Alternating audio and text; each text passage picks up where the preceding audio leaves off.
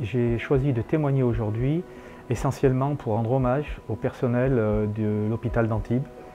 On a un patient de notre famille qui est rentré le 30 janvier dans un état critique.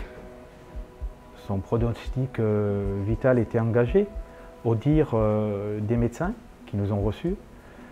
Et aujourd'hui, on la voit dans un fauteuil. Mais tout le préalable de cette hospitalisation, ça a été la bienveillance des gens qui ont accueilli notre sœur. On les a trouvés des gens affables. Leur gentillesse, leur accueil nous ont permis de créer des liens. On est à 600 km. On avait l'occasion, lors de cette hospitalisation, d'avoir beaucoup de tristesse, mais c'est vrai qu'elle était là, mais ces gens-là nous ont accompagnés, nous ont aidés à passer ces moments difficiles. On a pu appeler régulièrement, une fois le matin, une fois le soir, pour avoir des nouvelles de notre sœur.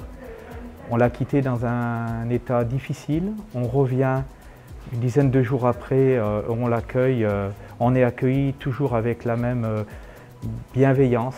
C'est pour ça que je tenais absolument à rendre hommage à ce personnel hospitalier, parce qu'ils sont souvent sous la lumière, on les critique parce qu'il y a ci, parce qu'il y a ça, il y a toujours quelque chose qui ne va pas, mais je crois qu'on ne dit jamais assez bien quand c'est bien. Et le comportement du personnel de cet hôpital, de ce service de réanimation, excusez-moi, vous ferez ce que vous voudrez de ce que je vais vous dire, mais ça me réhabilite avec l'hôpital. Et j'étais tellement content de rencontrer ce chef de service ici, au tout début, et puis surtout le médecin, M. Martin, je cite son nom. C'est vraiment un super type, et je pense qu'il a une super équipe, quoi. Voilà.